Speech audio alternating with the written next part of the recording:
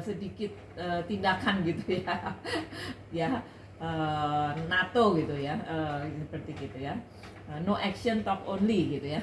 Nah, kata Pancasila ini sudah mendapat muatan konotasi pendekatan gaya baru zaman dulu. Ketika saya masih mahasiswa ada P4, kemudian segala macam indoktrinasi, kemudian di SD, di SMP, SMA kita mengatakan sekian butir Pancasila satu. Jadi menjadi hafalan yang berbau indoktrinasi, kemudian bersifat sloganistis gitu. Jadi hanya bagus di kata-kata, lalu top down.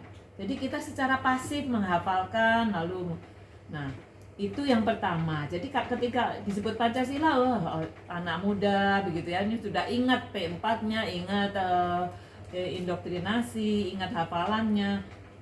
Jadi ada rasa jengah atau bosan dan sebagainya. Kemudian kita sudah bicara tadi tentang kondisi masyarakat kita yang terbelah akibat dukungan politik di pemilu, lalu ada politik identitas dimainkan dan sebagainya. Jadi masyarakat kita banyak terbelah oleh berbagai macam kepentingan. Lalu mulai kita masuk ke generasi yang disebut generasi milenial, generasi digital, dan juga dunia yang kita hidupi sekarang adalah dunia yang diwarnai oleh sosial media.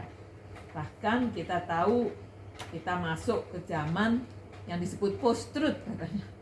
Post-truth itu ketika yang penting bukan apa yang benar dan bisa ditunjukkan sebagai benar, tapi yang penting itu adalah apa yang saya yakini atau saya rasakan sebagai benar. Jadi tidak peduli orang ngomong apa, asal yang saya pikir benar ya itu. Orang mau membuktikan, mau berargumen tidak didengarkan lagi. Itu adalah era post-truth. Nah, jadi di dalam era ini banyak sekali penyebaran hoax, penyebaran ujaran kebencian yang menambah suasana menjadi tidak kondusif lagi bagi apa nilai-nilai yang sebetulnya di inti dari Pancasila itu sendiri. Lalu ada kecenderungan keliru untuk membentur-benturkan Pancasila dengan agama gitu.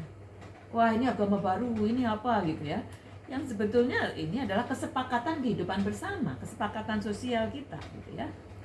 Lalu muncul juga setelah peristiwa tahun 2011 di September 2011 itu di seluruh dunia ada semacam gejala untuk menjadi sangat sempit melihat dunia ini dengan latar belakang agama atau kepercayaannya sendiri, lalu mulai menolak keragaman, menolak tradisi lokal, mengatakan bahwa ini tradisi lokal tidak sesuai dengan kepercayaan atau agamanya. Lalu muncullah kecenderungan untuk tidak toleran terhadap perbedaan. Ini ada di seluruh dunia, bukan hanya di sini ya. Fanatisme agama, radikalisme, semua ada di mana-mana. Dan muncullah penggunaan kekerasan terutama dalam relasi konflik, ada kekerasan. Lalu tadi yang disebut memaksa aturan yang berlaku bagi kelompoknya dipaksakan. Ada persekusi, ada bahkan ada kekerasan misalnya membakar atau melakukan kekerasan atas nama kelompoknya, yaitu yang berbasis agama. Nah, ini semua tantangan-tantangan yang kita hadapi di masa kini. Lanjut slide-nya.